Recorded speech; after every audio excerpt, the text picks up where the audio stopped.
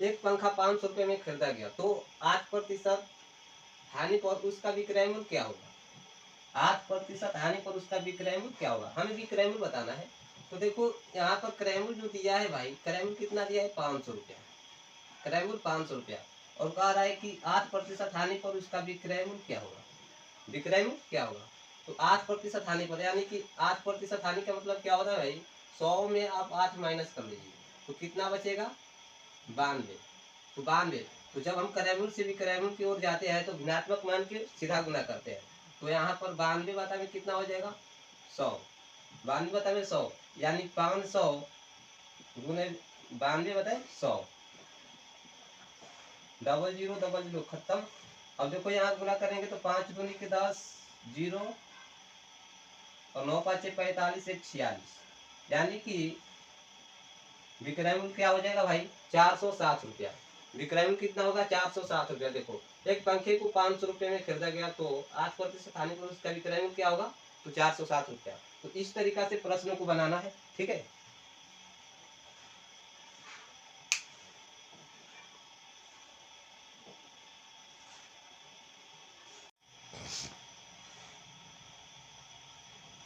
Question को ध्यान से देख लो, ठीक है। क्वेश्चन कह रहा है कि ए ने कोई वस्तु को 400 रुपये में खरीद कर बी को 20% लाभ पर बेच दी। बी ने सी को 10% लाभ पर बेच दी। सी ने इसे कितने रुपए में खरीदा? क्वेश्चन साफ सुथरा है, कोई दिक्कत नहीं, ठीक है। सीधा सीधा बात कहा जा रहा है कि ए ने कोई वस्तु 400 रुपये में खरीदा, बी को 20% लाभ पर दे दिया, बी ने सी को 10% लाभ पर दे दिया, तो सी ने इसे कितने रुपए में खरीदा? तो सबसे पहले अगर हमारे चैनल को आप लोग सब्सक्राइब नहीं किए हैं तो चैनल को सब्सक्राइब कर लें और ध्यान देना है इधर, बिल्कुल ध्यान से देखो। ए ने कोई वस्तु को भाई कितने रुपए में खरीदा था? 400 रुपए में। ए ने कोई वस्तु को 400 रुपए में खरीदा, बी को 20% लाभ पर दे दिया, बी को कितने प्रतिशत लाभ पर दिया? 20% लाभ पर दे दिया, 20% लाभ पर दे दिया। बी ने सी को 10% लाभ पर दे दिया। है गजब की कहानी है भाई। ए ने बी को 20% लाभ पर दे दिया, बी ने सी को 10% लाभ पर दे दिया, तब कहा जा रहा है कि सी इसे कितने रुपए में खरीदा? तो सी इसे कितने रुपए में खरीदा? तो इसका ए कितने में रुपए में खरीदा था? 400 रुपए में। 400 रुपए में ए खरीदा था। 20% लाभ, तो 20% लाभ का मतलब ये होता है 110 बता 120 बता 100, ठीक है। 20% लाभ का मतलब क्या हो जाएगा भाई? 100 में 20 जोड़ेंगे 120 बता 100 और 10% लाभ का मतलब 110 बता 100। क्लियर है सबको? अब देखो जीरो से जीरो खत्म, हीरो से हीरो खत्म, फिर जीरो से जीरो खत्म, फिर हीरो से हीरो खत्म। यहाँ तक कहानी क्लियर है, किसी को कोई दिक्कत नहीं।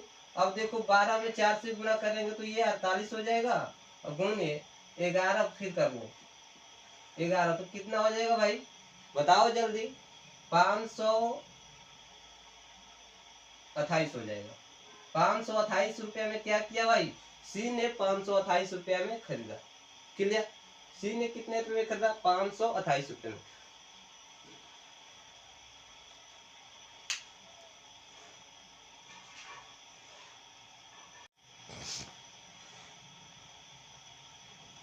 क्वेश्चन को ध्यान से देख लो, ठीक है। क्वेश्चन कह रहा है कि ए ने कोई वस्तु को 400 रुपये में खरीद कर बी को 20% लाभ पर बेच दी। बी ने सी को 10% लाभ पर बेच दी। सी ने इसे कितने रुपए में खरीदा? क्वेश्चन साफ सुथरा है, कोई दिक्कत नहीं, ठीक है। सीधा सीधा बात कहा जा रहा है कि ए ने कोई वस्तु 400 रुपये में खरीदा, बी को 20% लाभ पर दे दिया, बी ने सी को 10% लाभ पर दे दिया, तो सी ने इसे कितने रुपए में खरीदा? तो सबसे पहले अगर हमारे चैनल को आप लोग सब्सक्राइब नहीं किए हैं तो चैनल को सब्सक्राइब कर लें और ध्यान देना है इधर, बिल्कुल ध्यान से देखो। ए ने कोई वस्तु को भाई कितने रुपए में खरीदा था? 400 रुपये में। ए ने कोई वस्तु को 400 रुपये में खरीदा, बी को 20% लाभ पर दे दिया, बी को कितने प्रतिशत लाभ पर दिया? 20% लाभ पर दे दिया, 20% लाभ पर दे दिया। बी ने सी को 10% लाभ पर दे दिया। है गजब की कहानी है भाई। ए ने बी को 20% लाभ पर दे दिया, बी ने सी को 10% लाभ पर दे दिया, तब कहा जा रहा है कि सी इसे कितने रुपए में खरीदा? तो सी इसे कितने रुपए में खरीदा? तो इसका ए कितने में रुपए में खरीदा था? 400 रुपए में। 400 रुपए में ए खरीदा था। 20% लाभ, तो 20% लाभ का मतलब ये होता है 110 बता 120 बता 100। ठीक है, 20% लाभ का मतलब क्या हो जाएगा भाई? 100 में 20 जोड़ेंगे 120 बता 100, और 10% लाभ का मतलब 110 बता 100। क्लियर है सबको? अब देखो, जीरो से जीरो खत्म, हीरो से हीरो खत्म, फिर जीरो से जीरो खत्म, फिर हीरो से हीरो खत्म। यहाँ तक कहानी क्लियर है, किसी को कोई दिक्कत नहीं। अब देखो, 12 में 4 से गुणा करेंगे तो ये 48 हो जाएगा, और गुणिए 11 फिर कर लो 11, तो कितना हो जाएगा भाई? बताओ जल्दी। 528 हो जाएगा। 528 रुपया में क्या किया भाई? सी ने 528 रुपया में खरीदा। क्लियर? सी ने कितने रुपए में खरीदा? 528 रुपये में।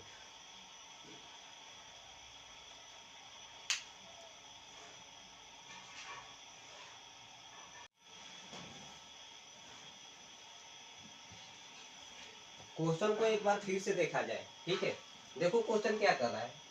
200 वस्तुओं के बेचने पर 50 वस्तुओं के विक्रय मूल्य के बराबर हानि होती है, तो हानि प्रतिशत क्या होगी?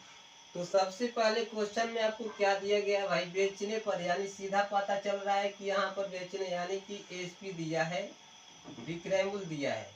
विक्रय मूल्य कितना है? 200 वस्तुओं को बेचने पर, 200 वस्तुओं को बेचने पर। और कहा जा रहा है कि हानि 50 वस्तुओं के बराबर होता है। हानि कितना? 50 वस्तुओं के क्रय मूल्य के बराबर, यानी हानि लिख लो यहाँ पर कितना? 50। ठीक है, क्वेश्चन को ध्यान समझना। और यहाँ पर विक्रय मूल्य नहीं दिया है, तो विक्रय मूल्य तो हो गया, क्रय मूल्य नहीं दिया गया है। ठीक है, तो सीपी आप ज्ञात कर सकते हैं, यानी कि 200 और 50 कितना हो जाएगा भाई? 250। 250। तो हानि कितने पर हो रहा है? 50 वस्तुओं के बेचने पर, तो हानि प्रतिशत क्या होगी? तो 50 बटे में 250 कर लेना, और प्रतिशत के बदले बाबू क्या लगाएंगे? 2 जीरो। प्रतिशत के बदले 2 जीरो। ठीक है, जीरो से जीरो खत्म, 25 दूना 50, 10 दूना 20%। क्या हो जाएगा भाई? हानि हो जाएगा।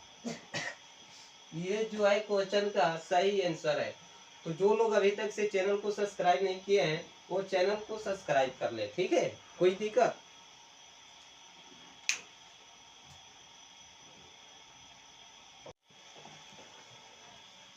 क्वेश्चन ध्यान से देखो। एक पंखा 500 रुपए में खरीदा गया, तो 8% हानि पर उसका विक्रय मूल्य क्या होगा? 8% हानि पर उसका विक्रय मूल्य क्या होगा? हमें विक्रय मूल्य बताना है। तो देखो, यहाँ पर क्रय मूल्य जो दिया है भाई, क्रय मूल्य कितना दिया है? 500 रुपया।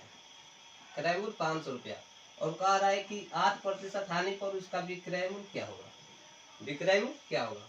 तो 8% हानि पर, यानी कि 8% हानि का मतलब क्या होता है भाई? 100 में आप 8 माइनस कर लीजिए, तो कितना बचेगा? 92। तो 92, तो जब हम क्रय मूल्य से विक्रय मूल्य की ओर जाते हैं तो ऋणात्मक मान के सीधा गुना करते हैं। तो यहाँ पर 92 बटा में कितना हो जाएगा? 100। 92 बटा में 100, यानी 500 गुने 92 बटा 100। डबल जीरो खत्म।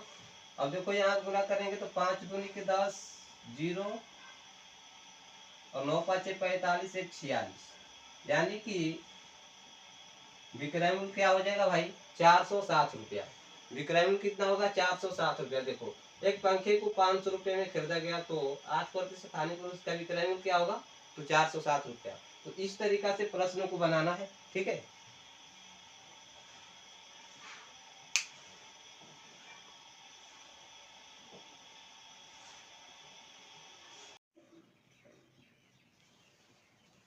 ध्यान से देखो। ये क्वेश्चन में इकाइयां ज्ञात करना, अगर सही तरीका नहीं जानोगे तो आपसे कभी बनेगा नहीं। क्योंकि क्वेश्चन कर रहा है 7 के पावर 35 गुणे 3 के पावर 71 गुणे 11 के पावर 55 का इकाई क्या होगा? इकाई क्या होगा? इतने को लिखो, 7 को 35 बार लिखो और गुणा करो, और 3 को 71 बार लिखो, और 11 को 55 बार लिखो। इसके बाद गुणा करो, इसका इकाई ज्ञात करो। तो इकाई ज्ञात करने के लिए क्या करना है? ध्यान से देखो। इकाई अंक से क्यों मतलब रखो? तो इकाई अंक इसका क्या होगा? 7। इकाई अंक 7 लिख लिया। इतना लिखने के बाद ये जो ऊपर में 2 को दिख रहा है ना, इसमें 4 से भाग करो। तो जब इसमें 4 से भाग करेंगे तो शेष बचेगा 3। शेष क्या बचेगा? 3। तो 3 को ऊपर में रख लो। अगर शेष नहीं बचेगा तो 4 लिख लेना, ठीक है। अगर शेष जो बचेगा उसको लिखना है। अब यहाँ 3 है इकाइयाँ, और क्या है, अगर हम 71 में 4 से भाग करेंगे तो शेष कितना बचेगा, 3 बच जाएगा, ठीक है। 71 में 4 से भाग करेंगे तो शेष 3 बचेगा। और इसका इकाई क्या हो, 1। अगर 55 में 4 से भाग करेंगे तो शेष जो होगा 1 बचेगा। शेष क्या बचेगा, 1 बचेगा। अब ध्यान दो यहाँ पर कि 7 के पावर 3 यानी 7 को हम लोग 3 बार लिखेंगे। 7 को कितने बार लिखेंगे भाई, 7 को 3 बार लिखेंगे, हो गया। और 3 को 3 बार लिखेंगे, 3 को 3 बार, और 1 को 1 बार। अब गुना करना है आपको, 7 7 49, ओके। 7 7 9 7 63, और तितली के 9, तितली के 9 नतिया 27, इकाई अंक ले लो। फिर 7 का 21, 1 में 1 से गुना करो तो 1, यानी इसका इकाई अंक जो होगा भाई 1 होगा, ठीक है। तो क्वेश्चन समझ में आ गया। लाइक कमेंट और शेयर जरूर कर देना, ठीक है।